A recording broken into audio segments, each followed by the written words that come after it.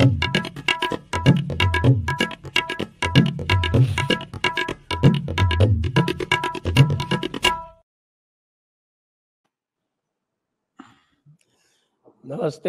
आप सभी का स्वागत है आज की इस राजनीतिक परिचर्चा में। और हमारे साथ हैं राजेश कुमार सिंह जी मुंबई से, और पटना से अभिषेक तिवारी जी। क्या अभिषेक जी, अभी मणिपुर में हुआ था, राजस्थान में हुआ था, तो आपने सोचा बिहार क्यों पीछे रहे? आपने बिहार में भी निर्वस्त्र करवा दिया लोगों को। लेकिन कोई दलित एक्टिविस्ट तो कुछ बोल नहीं रहा है। आप तो प्रोपोगेंडा फैला रहे हैं संजय जी। मान लीजिए हो ही गया तो ये ईस्ट इंडिया कंपनी का शासन है, इतना तो चलेगा ही ईस्ट इंडिया कंपनी के शासन में। अब देखिए, बढ़ा चढ़ा के बोलने की बात नहीं है। देखिए, दलित है, नाबालिग है अगर लड़की, और अगर ईस्ट इंडिया के शासनकाल में हो रहा है, तो जिस प्रकार से बिहार के दो प्रमुख पत्रकार चुप्पी साधे हुए, आप भी चुप्पी क्यों नहीं साध लेते? मतलब अजीत अंजुम और रवीश कुमार चुप रह सकते हैं, आप इस मुद्दे को उठा के मानेंगे? जरूरी है कभी कभी हम चुप रह उनके लेना क्लास चाहिए। में थोड़े ही हैं। हाँ, क्लास नहीं है, ठीक है, समझ रहे हैं। आप अपने आप को दलित हितैषी आप हैं, ठीक है। एक्चुअली आप दलित में भी नहीं मानते, आप तो सनातन में मानते हैं। ये एक और ट्रबल वाली बात है, क्योंकि आप पूरे हिंदुओं को कैटेगराइज न करके सनातन में मानने लगे। ये असल समस्या है। ये तो वामपंथ विरोधी आइडियोलॉजी है। तो इसके लिए तो मुझे लगता है कि संजय जी, आप जो है इंडिया टीम के विरोधी हैं। और जिस प्रकार से लोग कह रही हैं, आपकी फेवरेट पत्रकार जो है आरफा खानम शेरवानी, जिसको ईस्ट इंडिया कंपनी से दिक्कत है, वो भारत में रहने चला जाए। वैसे ये तो बिहार है में सर बात। एक और बहार का बात हुआ है। आप ये तो उससे बताइए कि नीतीश कुमार जो अपोज किए थे, बोले थे कि इंडिया नहीं रहेंगे, तो वहाँ इंडिया चल रहा है कि भारत चल रहा है? अभी तो नीतीश कुमार खुद कंफ्यूज है कि उनको इंडिया में जगह मिलेगी, भारत वाले तो जगह दे नहीं रहे हैं। इंडिया में कितनी जगह मिलेगी उसको लेकर के कंफ्यूज है। वहां पोस्टर लगवा दिए थे आप कर्नाटक में, सारा साजिश जयपुर डायलॉग्स का है। आप पोस्टर लगवा दिए, वो आदमी बताइए संयोजक बनने गया है, और आप उसको अनडिपेंडेबल अनप्रिडिक्टेबल बोल के पोस्टर लगवा रहे हैं। डीके शिव कुमार लालू प्रसाद यादव जी से इसी बहाने हाथ मिलाना चाहता था कि कैसा मजा चखा है। लालू प्रसाद यादव भी मौके का नजाकत देख के उससे हाथ नहीं मिला है। तो बिहार की पॉलिटिकल डायनेमिक्स के बारे में जो आप सोच रहे हैं, वो तो पूरी तरह से अलग दिख रहा है फिलहाल इंडिया से। इंडिया से बहुत दूर है, क्योंकि देखिए इंडिया में फिर भी आप कुछ विकास की बातें करेंगे, वामपंथी, ये एक अलग दौर में चल रहा है। देखिए, हम 90 के दशक में जी रहे हैं। आज ही एक राजपूत व्यापारी जो है, उनको गोली मार दी, और आशुतोष शाही नाम है, और एक दो गोली नहीं सर, बिहार में इतना बहार है कि AK-47 निकले और दनादन फायरिंग हुई है। अच्छा, उनको तो मारा मारा, उनके दो गार्ड थे, उनको भी भगा भगा के मारा। मतलब कश्मीर वाला माहौल अगर आप चाहते हैं, तो सिर्फ ये कह सकते हैं कि प्राकृतिक रूप से जो छटाएं हैं वही बदली हुई है, बाकी फिजाएं वही है। एकदम असली जंगल राज। आइए ना घूमने बिहार में, गोली मार देंगे कपार में। नहीं, प्रगतिवाद इसी को तो कहते हैं, हैं? हाँ, राजेश जी ने तो प्रगतिवादियों से बहुत लोहा लिया था BHU में। क्यों सर? प्रगतिवाद जो हाँ है वो अपनी पराकाष्ठा पर है बिहार में। हाँ, बिल्कुल। बिहार में तो अब जो समाजवादी परंपरा है यही सब। अब समाजवादी परंपरा में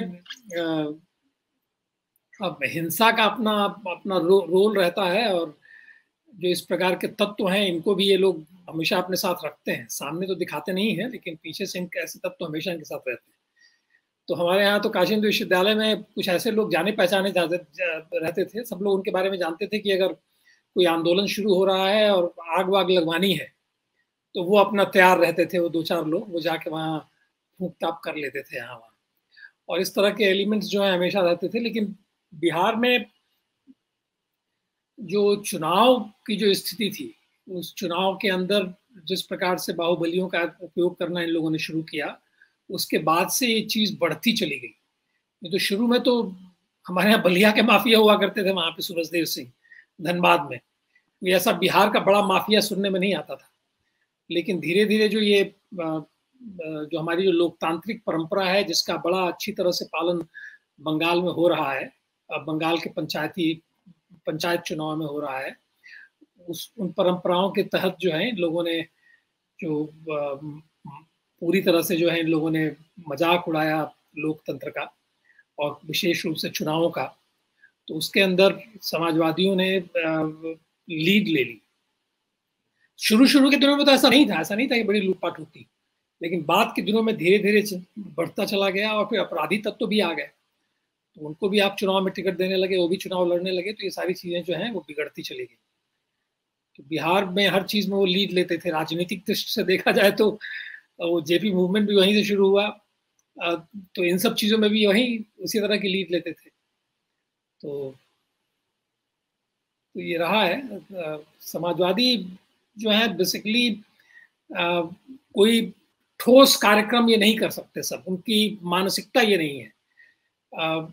तो चूंकि ठोस कोई कार्यक्रम नहीं दे सकते, कोई विकास का कोई रास्ता नहीं ले सकते, और दुनिया भर की लफ्फाजी जो है उनकी राजनीति का एक बड़ा महत्वपूर्ण पहलू है। ये सब लफ्फाज ये सब होते हैं, चाहे वो नीतीश कुमार हो, चाहे लालू यादव हो, ये सारे समाजवादी महालफ्फाज होते हैं। और अब इनकी भी कान काटने के लिए एक दूसरा लफ्फाज जो है वो दिल्ली में बैठ गया है। वो अलग आदमी है सर, उसकी बात मत कीजिए, मैं उसको बड़ा एडमायर करता हूँ। देखिए कल, आज तक सुप्रीम कोर्ट को कोई टेंशन में नहीं दे सका, कल उसने सुप्रीम कोर्ट को टेंशन दे दिया, बोला यासीन को भेजो। वो जैसे ही खड़ा हुआ सुप्रीम कोर्ट टेंशन में, अरे यार ना नोटिस है ना इसको बुलाया है, ये हमारी अदालत में कहाँ पहुंच गया। केजरीवाल ने बोला नमस्कार जी नमस्कार, मैं लेके आया था जी, हमने भिजवाया, बोला देखो इसका कुछ हो सकता है क्या, इसी बहाने ऑर्डिनेंस को लेट कराओ, कुछ करो, कुछ हमारा करो। देखो दिल्ली बाढ़ में डूबती है डूब जाए। एक फिल्म था ना सर, संजय सर नायक, जिसमें कहता है कि आग लगती है तो लगने दो, कुछ लोग मरते हैं तो मरने दो। केजरीवाल इन सबसे अलग है, बोला पूरी दिल्ली डूबती है तो डूबने दो, मनीष सिसोदिया जेल में जाता है तो जाने दो, मुझे कुछ नहीं होना चाहिए, निकाल भगवंत हेलीकॉप्टर, घूम के आते हैं बेंगलोर। राजेश जी अब आप बताएं, ये इंडिया वर्सेस भारत जो है ये कैसा चलेगा? ये सब मीडिया में चलेगा कुछ समय के लिए संजय जी, इसका कोई बहुत महत्व नहीं है आम जनता के लिए। अब चूंकि यहाँ जो लोग सोशल मीडिया में हैं उनको भी कुछ ना कुछ तो काम करना है, तो उनके लिए सारे मुद्दे खड़े करते हैं, आपस में अपनी पीठ थपथपा लेते हैं कांग्रेसी। मोदी जी तो उपयोग करेंगे ना इसका, इंडिया वर्सेस भारत का? उपयोग करें या ना करें, मोदी जी का चुनाव जो है उसका आधार जो है सब कुछ दूसरा होगा। और लोग सोशल मीडिया का भी धीरे धीरे मैं देख रहा हूँ, आने वाले दिनों में परिस्थिति ये होने वाली है कि सोशल मीडिया जो है वो जो पार्टी तंत्र है, उनके आपस के बीच की तकरार और उनके आपस के बीच का जो संघर्ष होता है, अपना वर्चस्व दिखाने का रहता है। जैसे नहीं होता है हमारे यहाँ चुनाव में कि भाई किसके कितने झंडे जो हैं कितने घरों पे लगे हैं, कितने ऊंचे लगे हुए हैं, किसके कितने पोस्टर लग गए हैं।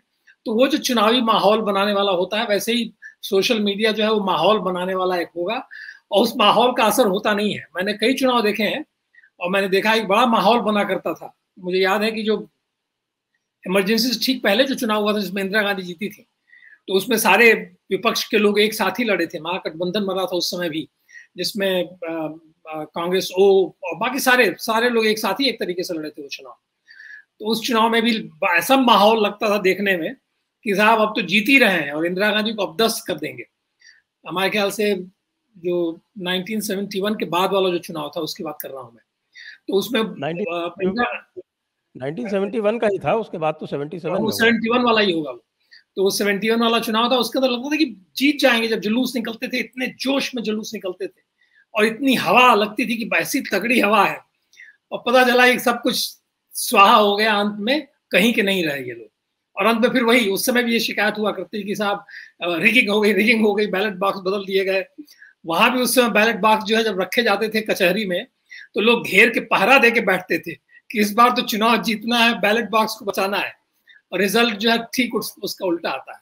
तो इसी तरह का माहौल अब बन रहा है। ये सब बेमतलब की नारेबाजी से कोई फर्क नहीं पड़ना है। आम जनता जो है वो अपना कमोबेश मन बना चुकी है। उसमें यही है कि बीजेपी के लोग, अब जैसे कि जो मुद्दे जो नैरेटिव खड़े किए जा रहे हैं, जैसे कि मणिपुर को लेकर जो नैरेटिव खड़ा किया गया, उसमें आज मैं देख रहा था अजित भारती का एक ट्वीट देखा मैंने, और मैं तो खैर हमेशा ये जब भी कुछ होता है तो हमेशा इन लोगों को टैग कर करके लिखता रहता हूं कि भाई ये मुद्दा खड़ा हुआ, तुम लोग क्यों नहीं बोल रहे हैं।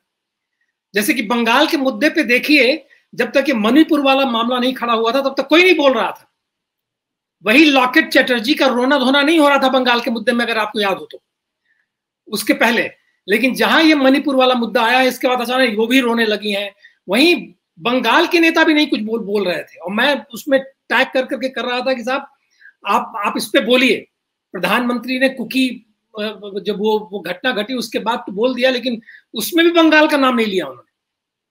तो अब इनकी समझ में आया कि नहीं साहब, हमें भी ये नैरेटिव खड़ा करना चाहिए, तो अब खड़ा कर रहे हैं लोग यदा कदा। लेकिन आज जैसे कि बेगूसराय वाली जो घटना हुई है, उस पर अजित भारती ने अपना ट्वीट किया कि क्यों नहीं उठा रहे हो तुम इसको, इनको अमित मालवीय को टैग करते हुए कि उठाओ इस मुद्दे को, खड़ा करो, उछालो। तुम्हारा जो सोशल मीडिया सेल है, बीजेपी का जो आईटी सेल है, उन सबको कहो कि खड़ा करें इसको, बड़ा आंदोलन खड़ा करो, घेर लो, जाके सड़क पे उतर जाओ। तो हम सब लोग इनको टहोका लगाते रहते हैं कि सड़क पे उतर जाओ। तो मैंने भी उसमें कहा कि भाई करो, कोऑर्डिनेट करो, सुनो इन सारी आवाजों को। तो उसमें तुम भी अपना नैरेटिव खड़ा कर सकते हो, तुम भी अपना माहौल बना सकते हो, माहौल बनाने के खेल में भी तुम आगे जा सकते हो। तो ये सब ये लोग नहीं करते हैं, ये थोड़ी इनकी कमजोरी है। तो माहौल बनाने में थोड़े कमजोर जरूर है, लेकिन जनता, जैसे कि 2014 में भी जनता ने ही माहौल बनाया संजय जी। और आप सब लोगों को बार बार मैं कहता रहा हूं कि जब ये चुनाव में भाषण देते थे, चाहे बंगाल में भाषण देते, कहीं भाषण देते, इनका भाषण सुनता कौन था? सभाओं में तो मोदी मोदी मोदी हो रहा है, ये बोले जा रहे हैं, क्या बोल रहे हैं क्या नहीं बोल रहे हैं किसी को सुनाई भी नहीं पड़ता था। जो हम लोग भी सुनते थे कभी कभार, तो लगता था कि क्या सुना जाए इसके अंदर, कुछ किसी का कोई ध्यान नहीं रहता था। तो जनता जो है उसको जिताना है, जनता को हराना है। तो जनता ठीक है अपनी जगह पे। ये सोशल मीडिया के माहौल से इंडिया और क्या क्या नाम कुछ भी रख दें और कोई भी टैग लाइन लेके चलें, टैग लाइन पे चुनाव नहीं होने वाला है। चुनाव हार्ड रियलिटी जो जमीन पर घट रहा है उसके ऊपर होने वाला है। और हार्ड रियलिटी की अवेयरनेस जो है आप सारे लोगों ने इतनी क्रिएट कर दी है कि उस हार्ड रियलिटी को लोग भुलाने वाले नहीं है। वो अंत में आके लोगों के दिमाग में वो छा जाएगी।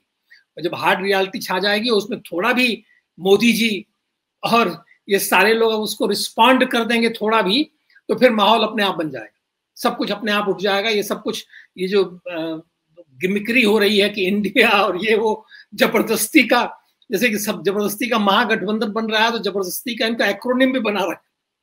और मैंने इतना ज्यादा कंट्राइव्ड एक्रोनिम तो हमने कोई देखा ही नहीं था कि कहां से खोज के इंडिया लिख के। और उसपे हमारे यहाँ सोशल मीडिया के वीर बांकुरे, उन्होंने कहा कि चलो हम भी अपना एक्रोनिम बनाते हैं। तो उसमें नए नए रचनात्मक कार्य शुरू हुए।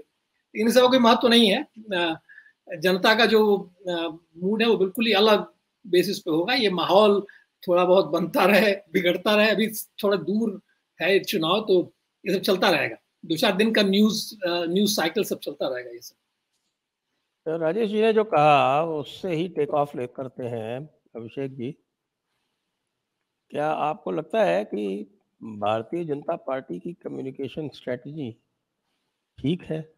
मैं और अधिक स्ट्रॉन्ग वर्ड्स नहीं यूज कर रहा हूँ। शायद आपने मेरे लिए छोड़ दिया। मैंने थोड़ी देर पहले एक ट्वीट किया है। देखिए, बीजेपी के ट्विटर हैंडल से एक ट्वीट हुआ जुलाई 2023 में। बंगाल में पंचायत इलेक्शन के समय महिला के साथ अभद्रता निर्वस्त्र किया गया। फिर मालदा टाउन में 2 नाबालिग दलितों के साथ निर्वस्त्र। बिहार के बेगूसराय में। तो मैंने ये लिखा कि ये काम करने के लिए राष्ट्रवादी हैं। मैंने यही ट्वीट किया है उसके बाद उनको कोट करते हुए कि इस काम के लिए राष्ट्रवादी को छोड़ दीजिए। बीजेपी आईटी सेल का काम होना चाहिए कि आप नैरेटिव तय करें। आप हमेशा डिफेंसिव मोड में कर रहे हैं। वामपंथ नैरेटिव प्रोपेगेंडा तय करता है और आप फिर उसको अलग अलग प्रकार से डिफेंड करने का प्रयास करते हैं। तो भाई साहब, जो बीजेपी आईटी सेल में नहीं है, राष्ट्रवादी मीडिया हाउस है या फिर राष्ट्रवादी लोग जो सोशल मीडिया पे हैं, वो तो आपसे बेहतर काम कर रहे हैं। तो कम से कम एक जगह तो पैसा बचा लीजिए। कम से कम अगर कुछ नहीं होता तो फिर आईटी सेल को ही ध्वस्त कर देते हैं भाई। कम से कम अगर आपके बीच समन्वय नहीं है, सामंजस्य नहीं है, तो फिर आप करना क्या चाहते हैं? मध्य प्रदेश में सबको पता है कि बीजेपी का जो है वीकेस्ट एरिया चंबल हो रहा है। और आपने पिछले 3 महीने में चंबल में कुछ सुधार हो जाए, कुछ इमेज बिल्डिंग हो जाए, उसको लेके कुछ नहीं किया है। आपको हर बार की तरह, कर्नाटक की तरह इस बार भी लगता है अच्छा कोई बात नहीं, चंबल थोड़ा सा वीक है, वहां पे मोदी जी की 4 रैली शेड्यूल करेंगे। तो स्टेट इलेक्शन में ये सारी चीजें नहीं होगी। लेकिन जैसा सर आपने कहा कि बीजेपी आईटी सेल क्या करेगी, बीजेपी आईटी सेल भी वही कर रही है। जो इस वक्त बीजेपी के स्टेट लीडरशिप कर रहे हैं, वो भी इंतजार कर रहे हैं, अच्छा मोदी जी आएंगे, रैली करेंगे, सब ठीक हो जाएगा। और मोदी जी को लगेगा कि भाई आईटी सेल ने कुछ काम किया। आईटी सेल के जिम्मे एक्चुअली 3 काम है सर, मैं आज खुल के बता देता हूं। अमित शाह कहां गए, उन्होंने कहां फीता काटा, और फीता काटने के बाद उन्होंने कहा कि हम 350 लोकसभा की सीटें जीतेंगे। इसको अलग अलग ट्विटर हैंडल से वो ट्वीट करेंगे। मोदी जी फ्रांस गए, फ्रांस में उन्होंने क्या कहा, मोदी जी वर्ल्ड लीडर है, ग्लोबल लीडर है, ये दूसरा काम है बीजेपी आईटी सेल का। और तीसरा और सबसे खतरनाक, रेल मंत्री जी ने यहां पे वंदे भारत का उद्घाटन किया। जबकि आप वामपंथ को देखिए, वो टर्म यूज किया मोडानी, इफेक्टिव भी था, क्रिएटिव भी था। आम आदमी पार्टी लगातार नरेंद्र मोदी को हिट कर रही है उनके एजुकेशन को लेकर के। आप क्या कर रहे हैं, आप प्रॉपर ढंग से लीकर स्कैम तक को नहीं उठा पा रहे। उससे अच्छा तो जयपुर डायलॉग्स ने सीरीज ऑफ इवेंट कर दिए। आपको अगर रॉ मटेरियल भी नहीं मिल रहा है, भाई विजिट कर लो एक बार, पूरा वीडियो देख लो, डायलॉग देख लो, कम्युनिकेशन देख लो, क्या हुआ है चैनल पे, आपको पूरा का पूरा मतलब बिना कुछ किए मिल जाना है फ्री में। वो काम भी इनसे ठीक से नहीं होता। कुछ नहीं तो जयपुर डायलॉग्स के 2-2 मिनट के क्लिप ही ट्विटर हैंडल पे चलवा दो अपने अपने हैंडल से, उस पे भी काम हो जाना है। उतना भी इनसे नहीं होता है। कल मैंने भी डीवाई चंद्रचूड़ बीजे पे शो किया, 2.5 लाख के आसपास उसका व्यूअरशिप है, उसमें कई मैंने पॉइंट रख दिए, उसको भी इनसे नहीं उठाना। तो बाकी जैसे अजीत भारती भाई के बारे में कहा गया, बहुत टीम है। आप यूट्यूबर्स को कलेक्टिव ढंग से कर सकते थे, बुला सकते थे, मीटिंग करा सकते थे, कुछ सपोर्ट कर सकते थे, कुछ नहीं तो ये कह सकते थे चलो विपक्षी अटैक से हम तुमको बचाएंगे, इतना भी आश्वासन देते तो भी काफी था। तो आपसे नहीं हुआ। याद है सर, एक चूंकि आपने पूछ लिया तो मैं बता दे रहा हूं, प्रयागराज में वो ड्रोन से फोटो खींची गई थी लाशों की और कितना जबरदस्त प्रोपेगेंडा चलाया था, उसको किसने ध्वस्त किया? सबसे पहले आज मैं जिस प्लेटफॉर्म पे बैठा हूं, जयपुर डायलॉग वही ध्वस्त हुआ, फिर मेरे चैनल पे गया, अजीत भारती के चैनल पे गया, सबके चैनल पे गया और ध्वस्त हो गया कुछ दिनों बाद। लेकिन उस वक्त उतने महत्वपूर्ण चुनाव से पहले पूरा BJP IT cell Yogi ji को अकेला छोड़ गया था। तो मुझे लगता है कि आईटी सेल के लिए भी वेकअप कॉल है। आगे ही नहीं छोड़ा था, और भी उसके भी आगे कुछ था। हाँ मैंने, लेकिन वो मैंने छोड़ दिया, वो वहां तक मैं नहीं गया। लेकिन मेरे कहने का यही मतलब है सर कि अगर अभी भी आप नहीं चाहते, और आप कल्पना देखिए क्यों कॉन्फिडेंट है, नीतीश कुमार को भी अब मुंह नहीं लगा रही हो कांग्रेस, क्योंकि कांग्रेस को यह पता चलेगा कि अब सुप्रीम कोर्ट से डीवाई चंद्रचूड़ राहुल गांधी को राहत दिलवा देंगे, कोई दिक्कत नहीं, हम यहां जीत जाएंगे। और जब वही पीएम कैंडिडेट है और संयोजक बन ही जाएंगे, तो फिर इस इंडिया का क्या मतलब? फिर तो यूपीए ही ठीक है। और यूपीए जहां पे ठीक है और एमपी में भी अच्छा परफॉर्म कर रहे हैं, छत्तीसगढ़ वो रिटेन कर रहे हैं, तो नीतीश कुमार को वो क्यों साथ मिले? क्योंकि नीतीश कुमार ऐसा तो है नहीं कि नीतीश कुमार की वजह से बिहार में 40 की 40 सीटें ये जो ईस्ट इंडिया कंपनी वाले हैं वो लोग जीत जाएंगे, ऐसा भी नहीं हो रहा है। तो फायदा क्या है, नुकसान ज्यादा है। 8 सीट देना पड़ेगा, सीट शेयरिंग करनी पड़ेगी। इससे अच्छा कि समय आने पे इसी को टीम से बाहर निकाल दो, इसको सूर्य कुमार यादव बना देंगे। ये तो आपने बात की इनके नेशनल कम्युनिकेशन की, जी जरा स्टेट्स की भी बात कर लें। अब वो तो मतलब नेशनल तो फिर भी ठीक है, स्टेट का तो आप देख ही रहे हैं सर। आप राजस्थान में हैं और राजस्थान की घटनाओं पे मतलब एक पूरी की पूरी डॉक्यूमेंट्री बन सकती है, 2.5 घंटे की राजस्थान फाइल बन सकती है। और किसी को भागने की जगह, अच्छा ऐसा भी नहीं कि आपके पास इक्विपमेंट नहीं है, आपके पास संसाधन नहीं है, वो सब कुछ है। और सब कुछ होने के बावजूद अगर आज भी राजस्थान की पूरी आईटी सेल एकदम सुसुप्त अवस्था में होती तो लात मार के जगा भी सकते थे। मृतप्राय है संजय सर, मृतप्राय है। इनको तब होश है, जैसा कि अभी सर बोल रहे थे, जब ये हो गया मणिपुर और हम लोगों ने ट्विटर हैंडल्स पे राजस्थान की घटनाएं, दिल्ली की घटनाएं, बंगाल की घटनाएं एक एक शेयर करनी शुरू कर दी। मैं बंगाल के साथ अभी थोड़ी देर बाद विथ FIR नंबर्स मैं कुछ शेयर करने वाला हूं इंसिडेंट। ये सब कुछ शेयर करने के बाद भी आप देखिएगा राजस्थान बीजेपी ने ट्वीट नहीं किया। ये गजब का चीज है। मतलब मैं क्या ही बोलूं इस बारे में। राजस्थान बीजेपी ट्विटर हैंडल फिर है क्यों, उसका महत्व क्या है, और जो नेता भी है वहां के वो भी अगर ठीक से, उससे अधिक तो कांग्रेस ही उस आदमी ने आवाज उठा दी और उसको सस्पेंड कर दिया और गया, और उसको जो राष्ट्रवादी ट्विटर हैंडल या सोशल मीडिया पे जमाज है उन्होंने इतना उठाया कि कांग्रेस बैकफुट पे आ गई। बीजेपी, मतलब बीजेपी ऐसा मान के बैठी है जो चमत्कार करेगा अशोक गहलोत करेगा, हम खुद जीत जाएंगे।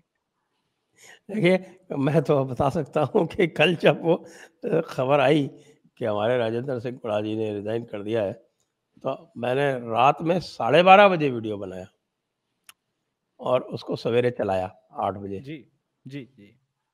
और उस समय तक हमारे बीजेपी वाले जो थे वो जागे नहीं थे शायद, वो बहुत बाद में जागते हैं।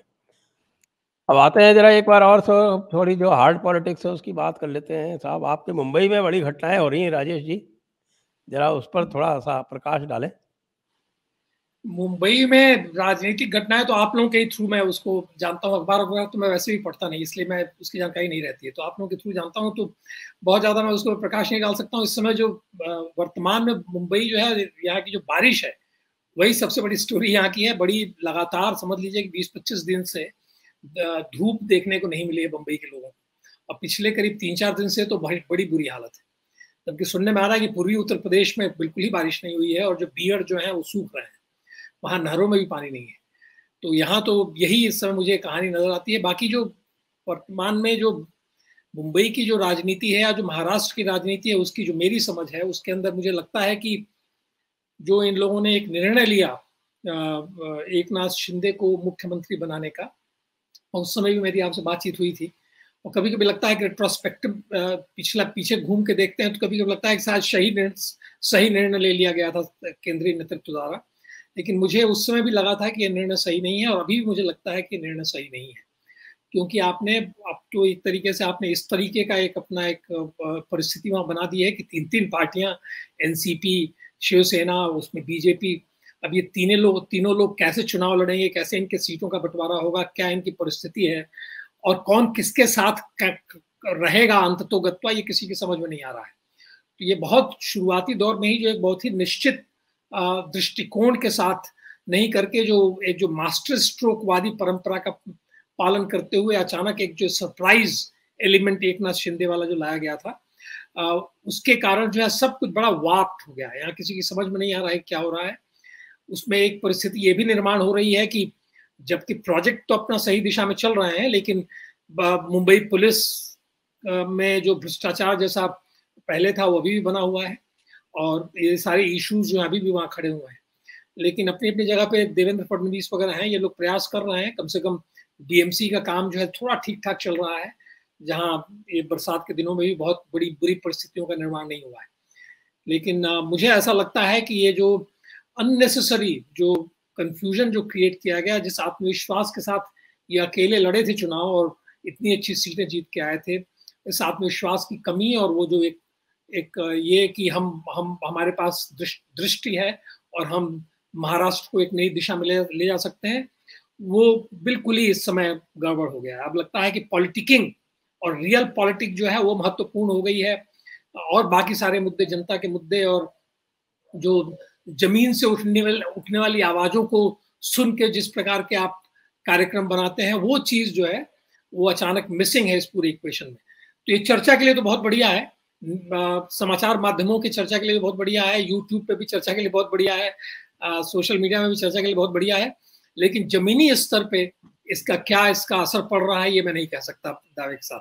लोग अभी भी उससे कटे फटे पड़े हैं। ये चर्चा एक खास जो रेरिफाइड एटमॉस्फेयर होता है ना, वो जो मडराते कुत्ते मैं कहता हूँ, काफका का एग्जाम्पल लेते हुए, तो ये मडराते कुत्तों का जो समूह है उसके अंदर ये चर्चा बड़ी आम है। बाकी जमीन पे ये चर्चा कहां तक उतर रही है मुझे इसका अंदाजा नहीं है।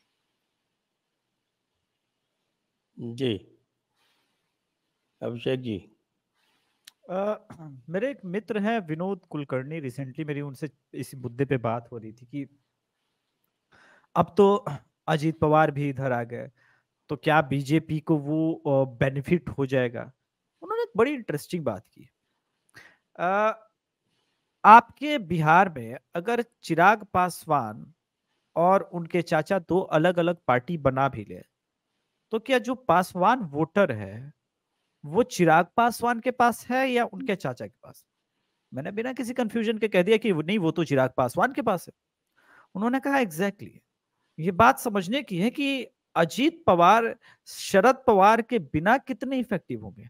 हाँ, आरएसएस का अपना है, बीजेपी का अपना है, और उस वोट बैंक पे थोड़ा बहुत अपर हैंड मिल सकता है, लेकिन इतना नहीं मिलेगा कि महागठबंधन को जो है ये लोग एकदम से वाइप आउट कर देंगे। सिर्फ लोकसभा में नरेंद्र मोदी के पास अपर हैंड होगा, लेकिन विधानसभा में वो अपर हैंड होगा या नहीं होगा ये बहुत इस पे रिसर्च की आवश्यकता है, क्योंकि शिव सैनिक अभी भी बहुतायत में वो खड़े हैं उद्धव ठाकरे के साथ। इनफैक्ट अब तो एक सेंटीमेंट सा ये कर रहा है। तो मुझे लग रहा है कि कहीं कुछ हम लोग मेन पिक्चर सर कहीं मिस तो नहीं कर रहे हैं जी। नहीं, शिवसेना वाला जो आप लोग समझ रहे हैं, मैं बता दूं आपसे, शिव सैनिक और शिवसेना का जो एक मूल चरित्र ये है, सत्ता उनके लिए बहुत महत्वपूर्ण है, और जहां सत्ता रहेगी वहां ये अंत में घूम फिर के वहीं आ जाएंगे। शिवसेना शुरू से ही अगर आप देखें तो जब तक राम जन्मभूमि वाला मुद्दा नहीं खड़ा हुआ उसके पहले शिवसेना बहुत सिद्धांतवादी संगठन और राजनीतिक दल नहीं था। उसको कोई सिद्धांत से लेना नहीं था, सत्ता से उसका जो लेना देना था।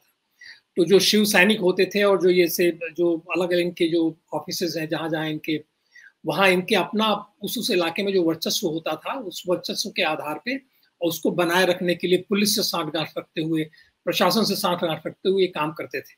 तो सत्ता इनके लिए हमेशा महत्वपूर्ण रही है, ये ध्यान रखिएगा आप लोग। तो अगर सत्ता नहीं है उद्धव ठाकरे के पास तो उनके लिए समस्या होगी। जैसे कि राज ठाकरे बड़े ही प्रखर नेता थे। अगर शिवसेना की दृष्टि से देखा जाए तो जिस प्रकार के भाषण राज ठाकरे और जिस प्रकार का एटीट्यूड लेके राज ठाकरे चलते थे, वो बिल्कुल ही वो बाल ठाकरे वाली रणनीति होती थी, वही अप्रोच उनका होता था। लेकिन सत्ता उनके पास नहीं थी। जब उनके पास सत्ता नहीं थी तो धीरे धीरे वो दरकिनार हो गए।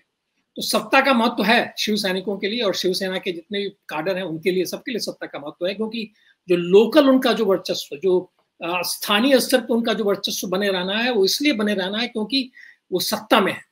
इसीलिए शुरू में आप देखेंगे कि जब उद्धव ठाकरे ने ज्वाइन किया महाविकास अघाड़ी को, तो शिवसेना के जो लोकल यूनिट्स थी, इंक्लूडिंग एकनाथ शिंदे, इन सारे लोगों को समस्या नहीं हुई, ये उनसे जुड़े ही रहे। ऐसा तो नहीं है कि उस समय उन लोगों ने बोलना शुरू कर दिया कि गलत कर रहे हैं, गलत कर रहे हैं, गलत कर रहे हैं। किसी ने कुछ नहीं बोला, क्योंकि सत्ता हाथ में आ रही थी। और सत्ता हाथ में आने का मतलब है कि जो हमारी जो स्थानीय जो उनकी यूनिट है वो मजबूत हो जाती, वो पुलिस से कोऑर्डिनेट करने लगती, बाकी सारी चीजें हो जाती, उनको लगता कि हाँ हम ताकतवर हो गए। तो शिवसेना का ये मूल चरित्र रहा है। सिद्धांत वगैरह से शिवसेना का बहुत साबका नहीं पड़ा। सिद्धांत तो पहली बार बस राम जन्मभूमि के समय से ही वो हिंदू हृदय सम्राट हुए बाल ठाकरे जी। उसके पहले वो हिंदू हृदय सम्राट नहीं थे। उसके पहले जो सब कुछ थे, लेकिन हिंदुत्व के मुद्दे पे भी खुल के खड़े नहीं होते थे। तो इनका इमरजेंसी के अंदर, आपातकाल के अंदर जो है, इन्होंने इंदिरा गांधी का समर्थन कर दिया था, क्योंकि सत्ता से नजदीकी इनके लिए महत्वपूर्ण रही है हमेशा। तो वो नहीं होने वाला है। अगर एकनाथ शिंदे सत्ता में है तो धीरे धीरे उनका वर्चस्व जो है, मैंने देखा कुछ ऑफिसेज हैं वहां पे जो शिवसेना जो कहा जाती है, जो तीर धनुष वाली जो शिवसेना है, वो ऑफिसेज अब धीरे धीरे वही, यानी एकनाथ शिंदे की पार्टी के ही ऑफिस हो गए हैं।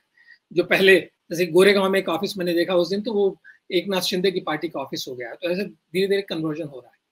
और जहां तक बीएमसी का सवाल, हाँ सर आप बता ही दिए, वही बीएमसी चुनाव का जहां तक सवाल है, तो उस चुनाव में शिवसेना ने पिछली बार भी, जब शिवसेना और बीजेपी अलग अलग लड़े थे चुनाव, तो उस समय भी शिवसेना को मुसलमानों ने जम के मदद की थी, शिवसेना को वापस बीएमसी में लाने के लिए, क्योंकि उनको लगा था कि बीजेपी उनके लिए, शिवसेना उनके लिए अछूत नहीं है, लेकिन बीजेपी पूरी तरह से अछूत है।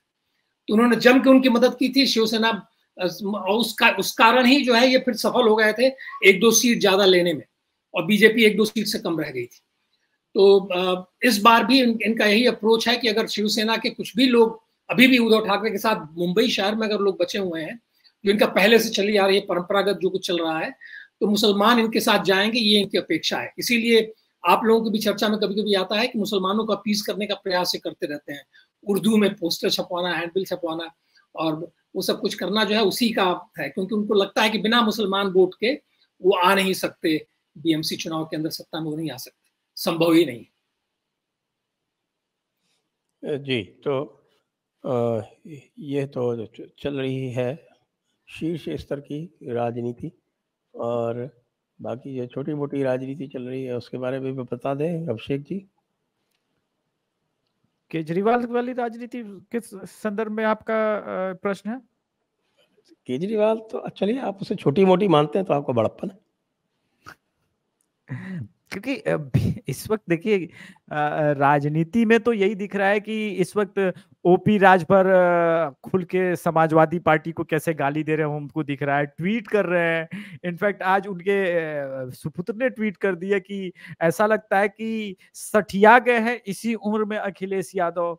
उनको अशोक के पेड़ भी वोटर नजर आ रहे हैं। अशोक के पेड़ तो हिंदुओं के लिए पूजनीय है। अब पता नहीं कि ये सारा परिवर्तन योगी जी की वजह से हो रहा है या योगी जी से रिसेंटली बाप बेटे मिल के आए हैं उसका असर है। छोटा मोटा पॉलिटिक्स नहीं सर, कुछ बड़े पॉलिटिक्स पे आपको ध्यान दिलाता हूं।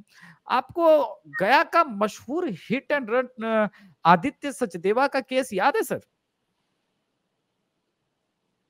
जदयू की एमएलसी मनोरमा देवी का पुत्र उसका कातिल था।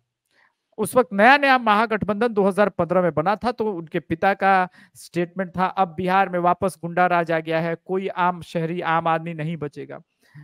नीतीश कुमार ने जी जान लगा करके मनोरमा देवी के बेटे को जेल भिजवाया।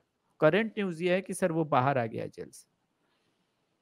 इतना बड़ा अपराध होने के बावजूद, और हिट एंड रन नहीं था, वो तो गोली मारी थी, अपने रोड रेस केस था इनफैक्ट, वो तो गोली मारी थी सर में उसके, सिर्फ इस वजह से क्योंकि गाड़ी ओवरटेक कर लिया था उसने।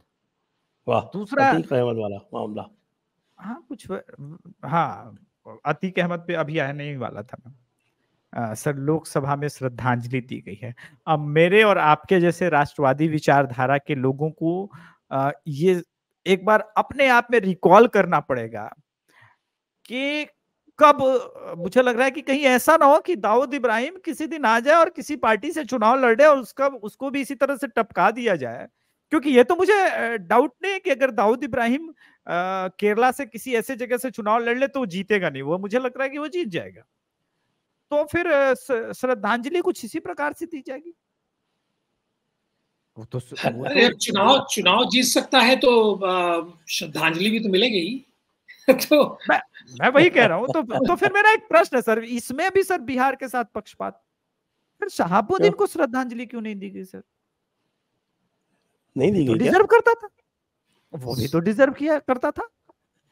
शहाबुद्दीन को नहीं दी गई श्रद्धांजलि? नहीं दी गई थी सर।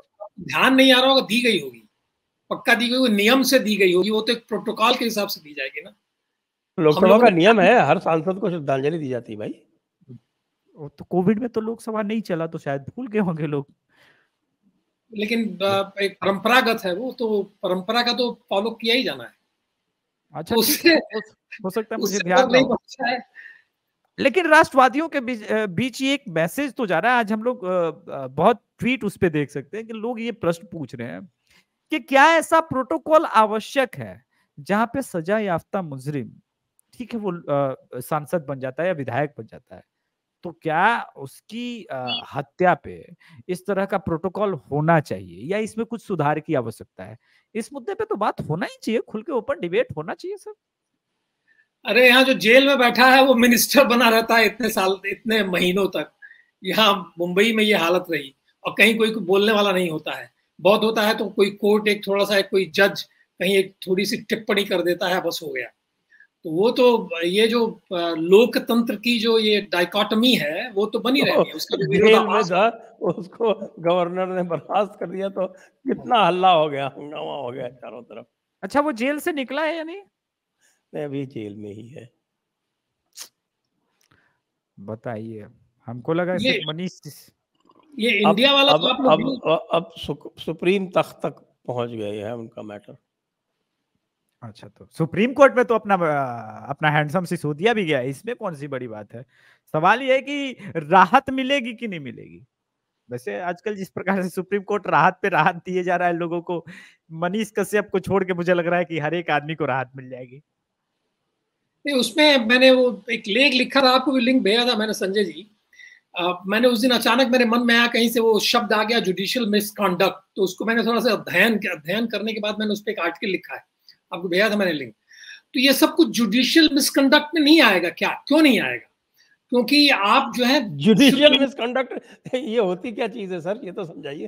अरे उस आर्टिकल में मैंने समझाया है, बहुत मेजर चीज है जुडिशियल मिसकंडक्ट, एग्जैक्टली यही है जो ये लोग कर रहे हैं। जो 1998 में कॉन्क्लेव हुआ था, आपको ध्यान हो, जिसमें ये कहा गया था कि भाई कि जुडिशियल कंडक्ट के कुछ नॉर्म्स होने चाहिए, और आज तक तो लागू हुआ नहीं। 25 साल हो गए, उसकी सिल्वर जुबली मना लीजिए, ये कर सकते हैं आप। नहीं, जुडिशियल मिसकंडक्ट जो है वो मेजर इशू है। मैंने थोड़ा अध्ययन किया उसका, तो समझ में आया। इनका जजमेंट था, जिस जजमेंट में चंद्रचूड़ एक जज थे, जजमेंट लिखा था किसी और ने, वो गुजराती कोई जज थी, वो अभी शायद सुप्रीम कोर्ट में है, तो उन्होंने जजमेंट लिखा है। बहुत पुराना जजमेंट नहीं है, हाल ही का कोई जजमेंट है। उसमें जुडिशियल मिसकंडक्ट के ऊपर बाकायदा बड़ी लंबी चौड़ी चर्चा है, और उसमें जो कमेंट्स दिए गए हैं और जिन वो लॉर्ड्स के ऊपर नहीं लागू होता है सर, वो सबऑर्डिनेट जुडिशरी के ऊपर लागू होता है। जो लोग एग्जाम के जरिए आते हैं ये उन पर लागू होता है, जो लोग डायरेक्ट फ्लाइट लेके लैंड करते हैं उनके ऊपर लागू नहीं होता है।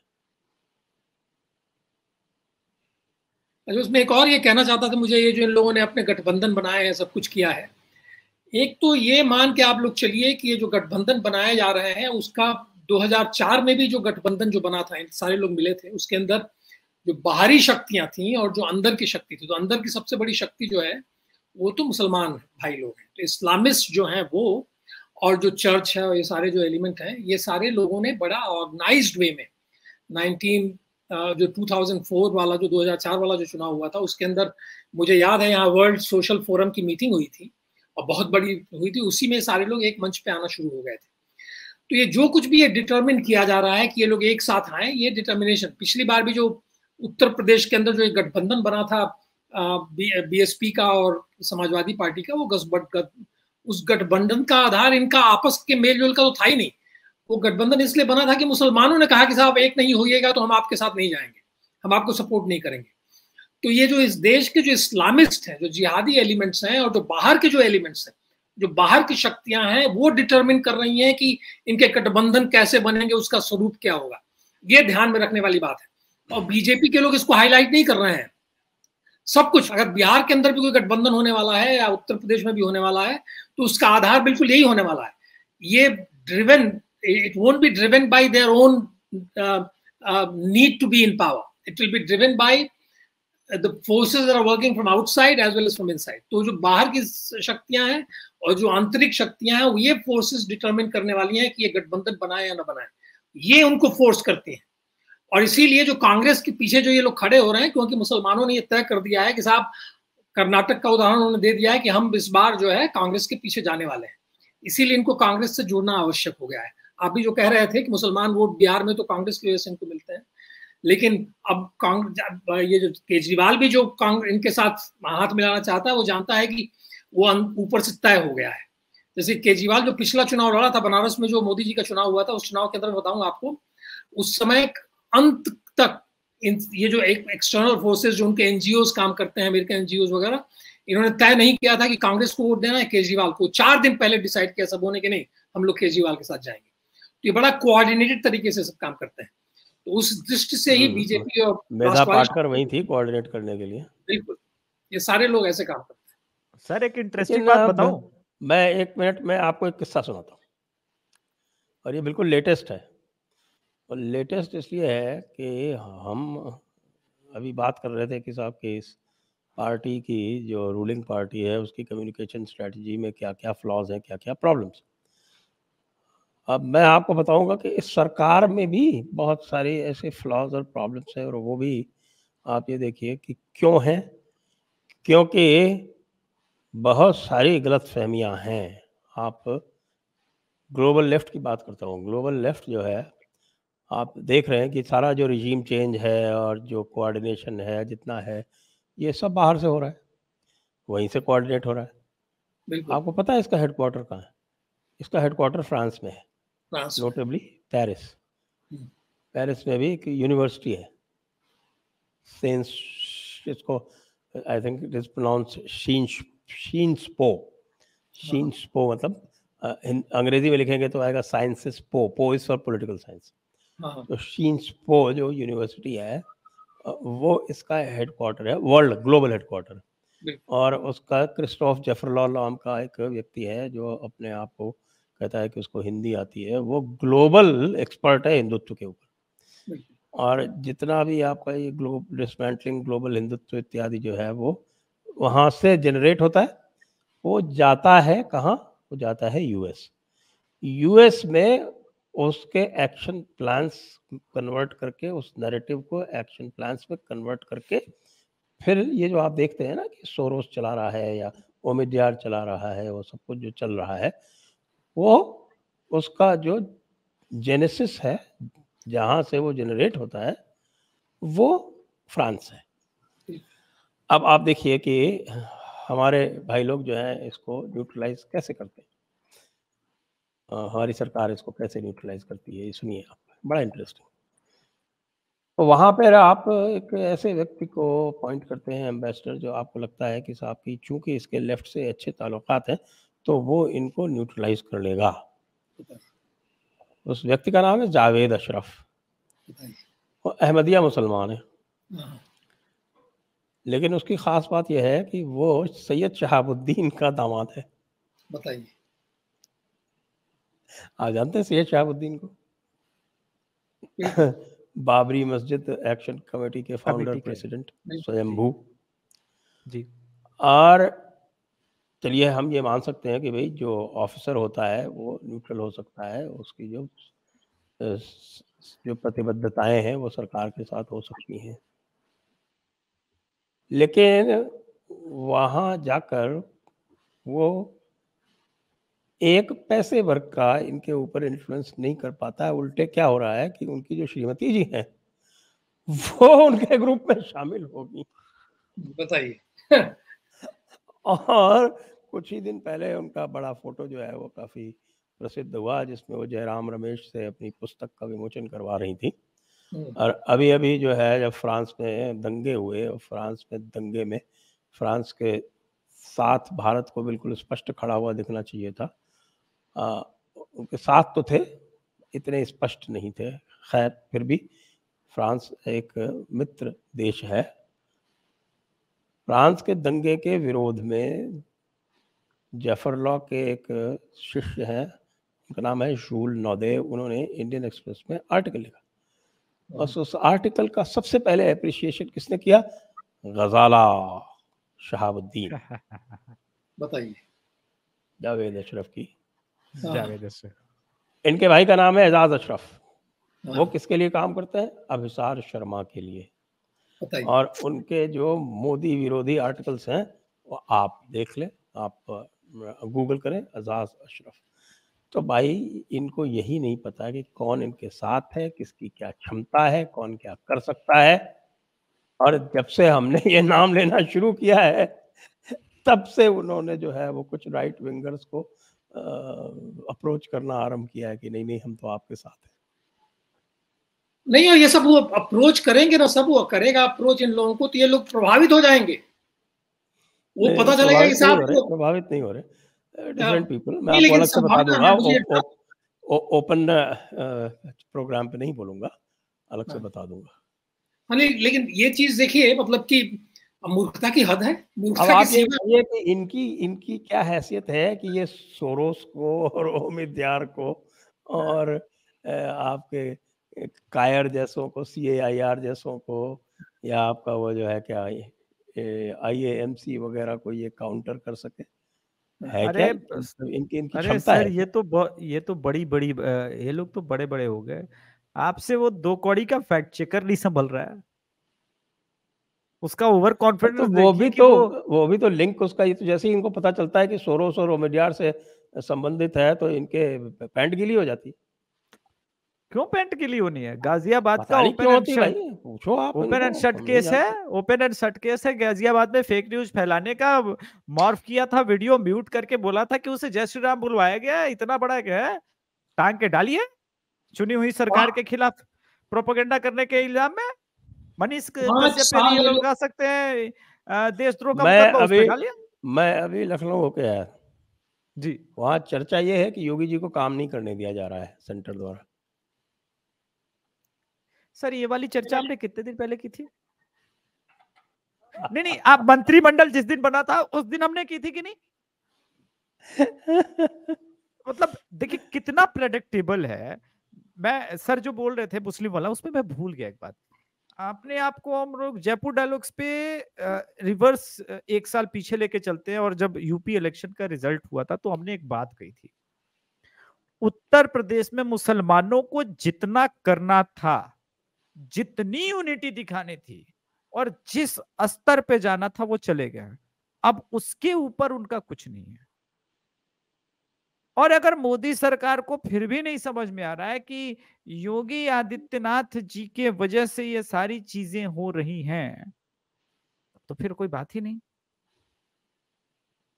नहीं तो बड़ा मैं देख रहा हूँ जो जो स्थानीय नेतृत्व है, जैसे कि बिहार में, अब बिहार के नेतृत्व ने एक तो खाए, एक व्यक्ति ने अपनी शहादत भी दी, वीरगति भी प्राप्त किया किसी ने वहां, लेकिन जिस तरीके से इनको राज्य स्तर पे जिस तरह की लड़ाई लड़नी चाहिए, ऐसा लग रहा है कि इनके पास कोई रणनीतिक सोच रखने वाला है ही नहीं। रणनीतिक सोच जो है स्थानीय स्तर पे नहीं डेवलप हो रही है, वो विकसित हो रही है दिल्ली में, और आपको स्थानीय परिस्थितियों की जानकारी नहीं है। आप दिल्ली में रणनीतिक सोच विकसित कर रहे हैं। बंगाल का कोई नेता अगर आपसे कह रहा है कि हमारी ऐसे मदद करिए, तो आप वैसे उसकी मदद करने के लिए तैयार नहीं है, तो ऐसे कैसे युद्ध लड़ेंगे आप? ये बहुत बड़ा युद्ध है, इन लोगों को समझ में नहीं आ रहा है। तो अभी भी समय है, उसमें ये लोग अपने आप को कोऑर्डिनेट करें, कुछ ये आप सारे लोगों के साथ समन्वय बैठाएं, और उस समन्वय को बैठा के एक बड़ी कोहेसिव, एक फोकस रणनीति तैयार करके काम करना पड़ेगा ये, क्योंकि इनको पता नहीं है। इसी रणनीतिक सोच के अभाव के कारण 2004 का चुनाव ये लोग हारे थे, जबकि इनके सारे अपोनेंट जो है एक हो रहे थे चुपचाप। ये उस समय जो है अपने ही लोगों को कमजोर कर रहे थे। ये उस समय वीएचपी को कमजोर कर रहे थे अटल जी। ये उस समय जो है दत्तोपंत ठेंगड़ी की भारतीय मजदूर संघ को कमजोर कर रहे थे। जो सबसे बड़ा छात्र संगठन था अखिल भारतीय विद्यार्थी परिषद, वो हाशिए पे चला गया था। ये अपने ही लोगों को कमजोर कर रहे थे। अब कमजोर करने के बाद जब सर पे आ गया, तब पता चला कि जॉर्ज फर्नांडिस भी जो है मंदिर की बात करने लगे, हिंदुत्व की बात करने लगे, ये भी करने लगे। लेकिन जब सर पे आ गया तब अशोक सिंघल जी के साथ क्या किया था इन्होंने? बिल्कुल 2004 में वहां जो जिनकी मृत्यु हुई, जो वहां जो बहुत बड़े साधु थे, जो हेड कर रहे थे, जो मुकदमा लड़ रहे थे राम जन्मभूमि का, वो नाम भूल रहा है उनका। उन्होंने एक प्रक्रिया थी कि हम शिला पूजन या कुछ करने वाले हैं, शिलादान करने वाले हैं। उसको इन लोगों ने जिस तरीके से उनको अपमानित किया और रोक दिया, नहीं होने दिया वहां। तो ये जब सब कुछ आप लगाया था पूरे उत्तर प्रदेश में इन्होंने, कल्पना करिए। तो आप अचानक जो है सब कुछ इस तरीके से बिना समझे बूझे कि ग्राउंड रियलिटी क्या है, आप इस तरीके से काम करेंगे, अपना जो स्थानीय नेतृत्व है उसको आगे बढ़ने ही नहीं देंगे। एक व्यक्ति जो है अपने बल पे बढ़ रहा है, क्योंकि वहां ये कुछ कर नहीं सकते हैं। अन्नामलाई, इनका स्थानीय नेतृत्व कर्नाटक में गायब हो गया। अभी एक व्यक्ति का मैं ये सुन रहा हूं, कर्नाटक में दुनिया भर की चीजें घट रही हैं। वो बार बार जो कांग्रेस प्रेसिडेंट का जो लड़का है बकवास दुनिया भर की कर रहा है, लेकिन इनकी तरफ से कोई उसको तुर्रा बतुर्रा जवाब देने के लिए, उसके लिए आंदोलन करने के लिए कोई है नहीं। ये बहुत बड़े भाषणबाज है तेजस्वी सूर्या। प्रियांक नहीं, तेजस्वी सूर्या ने तो सबसे बड़ा ब्लंडर कर्नाटक में किया है। लोग जो है भाषणबाजी करने में तो उस्ताद है, लेकिन जमीन पे जब लड़ाई लड़नी होती है, वहां रणनीति बना के लड़ाई लड़नी होती है, नहीं कर सकते। उनकी आखिरी रणनीति होती है कि मोदी जी को ले जाएंगे, उनका भाषण करवा देंगे, उनका एक शोभा यात्रा निकाल देंगे और बस हो गया, उसमें हम चुनाव जीत जाएंगे। अरे रणनीति लड़ाई है वहां पे। जब वो बांटने की कोशिश कर रहा है हिंदू समाज को, उसकी स्ट्रेटेजी थी, उनका जो स्ट्रेटेजिस्ट है वो शुरू से ये स्ट्रेटेजी लेके चल रहा है। तो हर जगह आप अपनी स्ट्रेटेजी लड़ाइए। आप कह रहे हैं कि मध्य प्रदेश और छत्तीसगढ़ में हारने वाले, मैं कह रहा हूं अगर ये काम करें ठीक से तो वहां भी नहीं हारेंगे, लेकिन ये काम नहीं, रणनीतिक सोच है। छत्तीसगढ़ में काम करेंगे। रोड पे दलितों ने इतना बड़ा प्रोटेस्ट कर दिया और आपकी पूरी आईटी सेल और पूरा छत्तीसगढ़ कहां सो रहा है इतने दिन से। अब मतलब इससे बड़ा मुद्दा, ये तो यूएन तक पहुंचा सकते थे, इससे बड़ा तो मतलब ये इतना गोल्डन अपॉर्चुनिटी है कांग्रेस को दलित द्रोही देशद्रोही साबित करने का।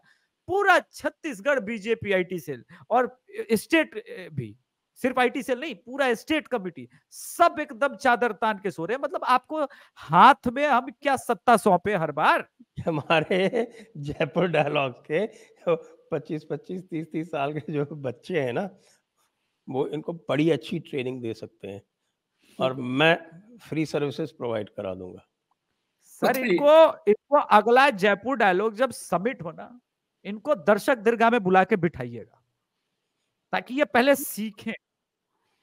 इनको कुछ बोलने नहीं देना है, इनको सीखना।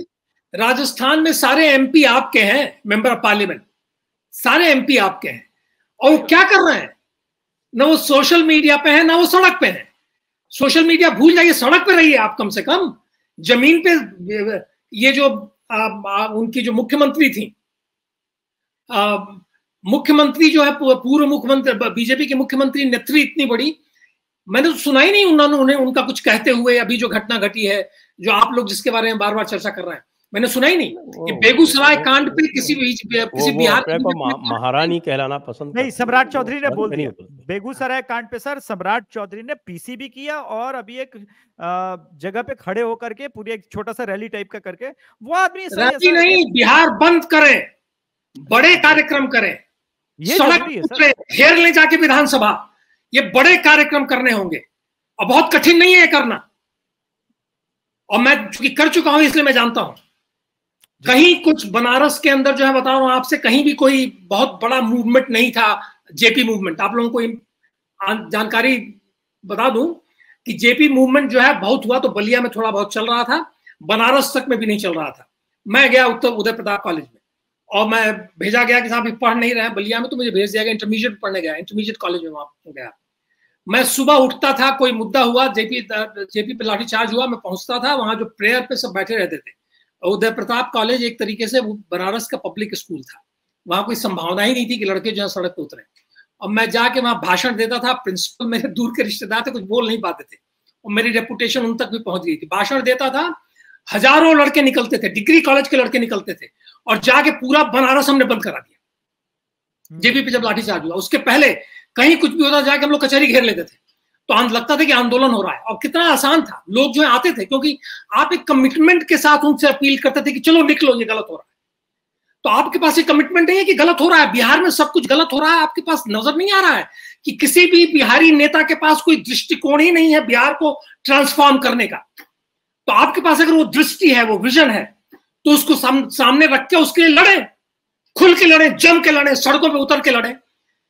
कोई जरूरी नहीं है कि आप बीजेपी की टोपी पहन के लड़े, कोई जरूरी नहीं है कि हजारों बीजेपी के झंडे वहां लहराए जाए, एक झंडा ही काफी है, और निकल जाए सड़कों पे। इतनी ताकत नहीं है, इतना दमखम नहीं है इन लोगों में, तो आंदोलन नहीं कर सकते तो किस बात के लिए नेता है? जनता को लीड नहीं कर सकते तो किस बात के लिए आप नेता है? तो ये होता है, नेता की खासियत होती है आजकल के नेता। और मैंने देखा है कि कैसे होता है। आप सारे जिले को का जमाना आ गया सर। अरे सर आप पुराने जमाने की बात कर रहे हैं, आजकल नेता जो है वो, लेकिन प्रॉब्लम ये है कि सोशल मीडिया पे भी तो नहीं है। प्रॉब्लम ये कि ट्वीट भी खुद से नहीं करना आता ना, वो ट्वीट कराते हैं किसी और से, फिर वो समाचार पत्र में छपता है सुशील मोदी ने ये ट्वीट किया, फिर उस समाचार पत्र की कटिंग को ट्वीट करते हैं सुशील मोदी। ये अलग तरह का सर पॉलिटिक्स है, हम लोग कहाँ समझ पाएंगे। चलिए हो गया है, पॉलिटिक्स हो गई है जी संजय जी, फिक्सिंग वाली हो गई, सबके सब फिक्सर बनने में लगे हुए हैं। ये मूर्ख लोग हैं ये जो सब। अरे चंद्रचूड़, आपके पास क्या नहीं है? जिस देश के अंदर 25 से 40 साल लग रहे हैं अपीलेट प्रोसेस को कंप्लीट होने में, वहां न्याय की कोई संभावना बचती है क्या?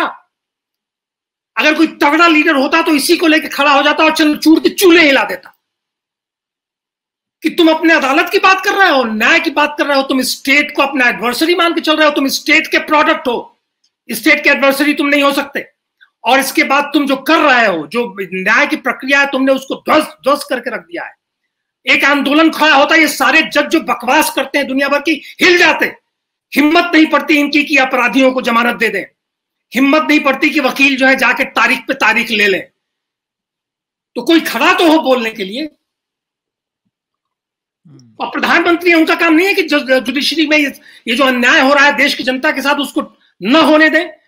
30-40 साल का अपीलेट प्रोसेस संजय जी, आप कल्पना कर सकते हैं 2-2, 3-3 पीढ़ियां खत्म हो जा रही हैं। और इसीलिए आजकल होता ही है कि पुलिस वाले मुकदमा नहीं लेते हैं। आप चोरी का जाके मुकदमा दायर करके देखिए। हमारे एक मित्र हैं, उन्होंने कहा कि हमारे यहाँ हमारी दुकान पर से जो एक लैपटॉप चोरी हो गया, हमने जाके फाइल कर दिया खार पुलिस स्टेशन में मुकदमा कि साहब हमारा लैपटॉप चोरी हो गया। कुछ नहीं पुलिस वाले कर रहे हैं, करके क्या करेंगे वो? कोई रिजल्ट तो उसका आना नहीं है और उसमें उनकी कोई कमाई नहीं होने वाली है। अगर कमाई होगी तो, अगर लैपटॉप बड़ा महंगा होता तो शायद तो 50-60 हजार के लैपटॉप के लिए कौन उनको घूस देने वाला है? लंबी चौड़ी तो वैसे भी नहीं काम करेंगे। तो ये परिस्थिति है और ये सारी चीजें जो हो रही हैं उसको देख नहीं रहे प्रधानमंत्री, तो उसको भी तो रिस्पॉन्ड इनको करना चाहिए। ये चैलेंजेस जो हैं वो आपके एडमिनिस्ट्रेटिव चैलेंजेस एक तरफ है, इंफ्रास्ट्रक्चर अलग बना रहे हैं, आप सब कुछ कर रहे हैं। आप देख लीजिए अर्बन डेवलपमेंट का चैलेंज, वो अभी तक एड्रेस नहीं हुआ। अर्बन डेवलपमेंट का इशू, उसके ऊपर जो है जो काम करना चाहिए। जो बाढ़ें आती हैं और जो आपके जो सड़कें हैं, जो आपका पानी निकलने का जो सिस्टम है, नालियां हैं, वो इंटीग्रेटेड नहीं है। ये सब कुछ सोचने की आवश्यकता है, उसमें बहुत कुछ आमूल चूल परिवर्तन करने की आवश्यकता है।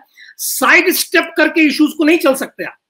तो मोदी जी की आदत हो गई है, आप अमित शाह जी की आदत हो गई है कि साहब आप साइड स्टेप कर देंगे तो समस्या का समाधान अपने आप निकल आएगा। अपने आप नहीं निकलने वाला है, आपको इन्वॉल्व होना पड़ेगा, आपको कमिट करना पड़ेगा, आपको कन्विक्शन के साथ उसमें लगना पड़ेगा। आपका उसके अंदर जो है, अगर ये नहीं रहेगा तो फिर आपके नेतृत्व को इतनी आसानी से कोई स्वीकार नहीं करने वाला है। हिंदू मजबूरी में, राष्ट्रवादी मजबूरी में एक होके आपको वोट जरूर दे दें, लेकिन पूरी तरह से वो स्वस्फूर्त प्रेरणा के साथ नहीं जाएंगे, वो थोड़े से उदास मन से जाएंगे। और 2024 के चुनाव के समय हो गया है, 2024 के चुनाव को जीतने के लिए एक उत्साह, बहुत जबरदस्त उत्साह की आवश्यकता पड़ेगी। वो उत्साह जगाने के लिए मोदी जी को और बीजेपी को, इन सारे लोगों को जो करना है वो करें। जी, तो अब हम इस चर्चा को यहीं पर समाप्त करेंगे, ये कहते हुए कि भाग्य के आगे कुछ नहीं है। जब आपके भाग्य में सामने राहुल गांधी हो तो फिर सब कुछ गौण है। इसी के साथ इस चर्चा को यही समाप्त करते हैं। आप दोनों महानुभावों को, राजेश जी को, अभिषेक जी को बहुत बहुत धन्यवाद। सभी दर्शकों को बहुत बहुत धन्यवाद। जय हिंद, वंदे मातरम। जय श्री राम।